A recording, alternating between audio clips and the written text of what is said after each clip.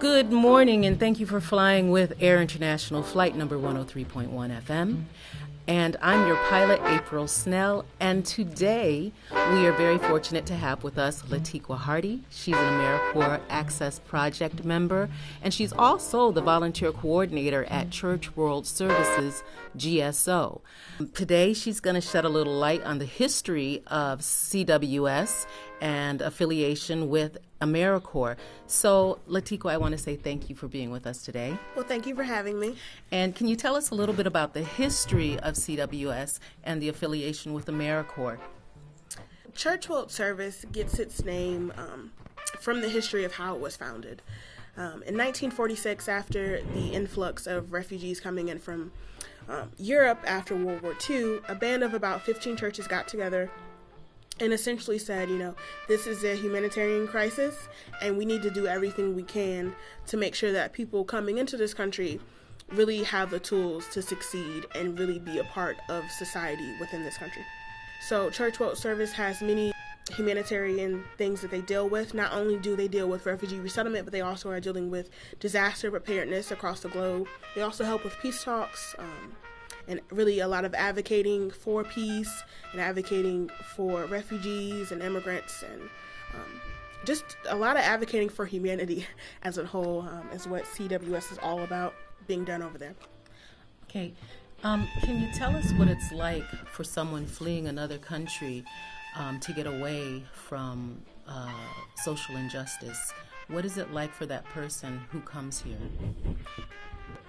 Our clients, our refugee clients, have many different stories, many different ways, that they fled, many different reasons of why they fled. In one country, a person might be persecuted due to religion. Another person might be fleeing, a torn country. It just really depends. Just the history of refugees, the Sudanese and that racial and, religiously tied genocide that was taking place there. Right now, with the amount of news that's covering the Syrians, the war, not a lot of people know about the ways that the Kurdish and the Yazidis, people of that area, are being targeted and essentially facing another genocide. So, for our clients to go through a process as lengthy and to be vetted as much as they are, they're going through background checks, they're going through health screenings, they're going through DNA testing on the family members.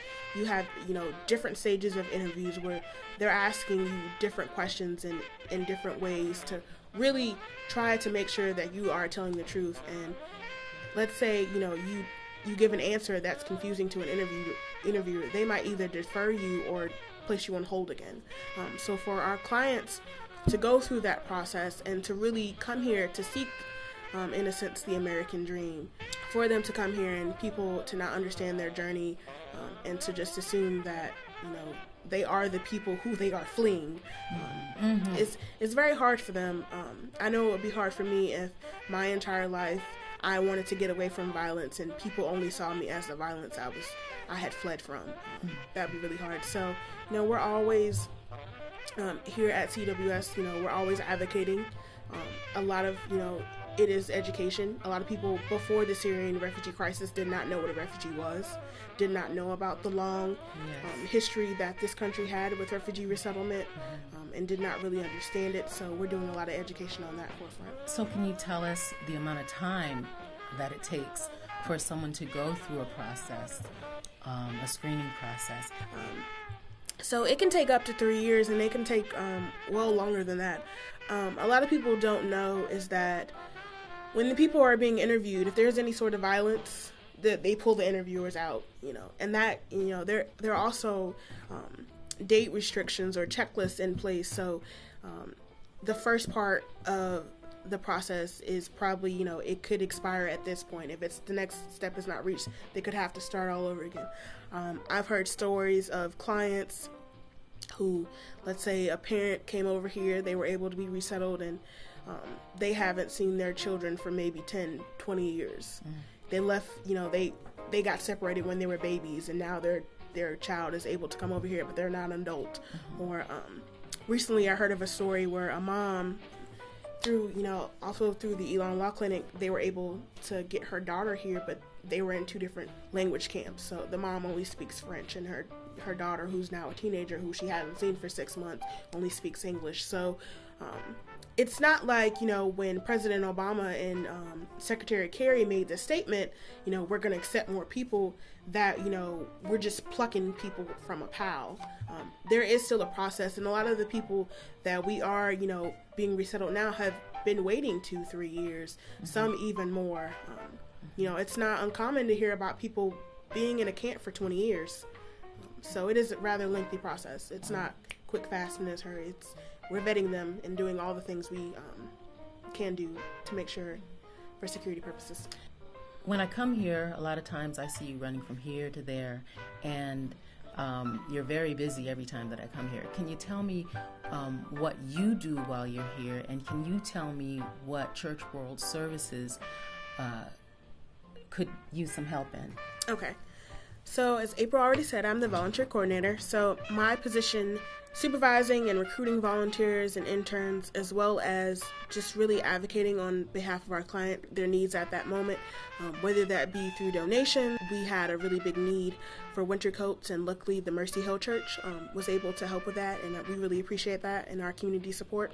So through items like that, and as well as seeking financial donations to really help our clients through CWS.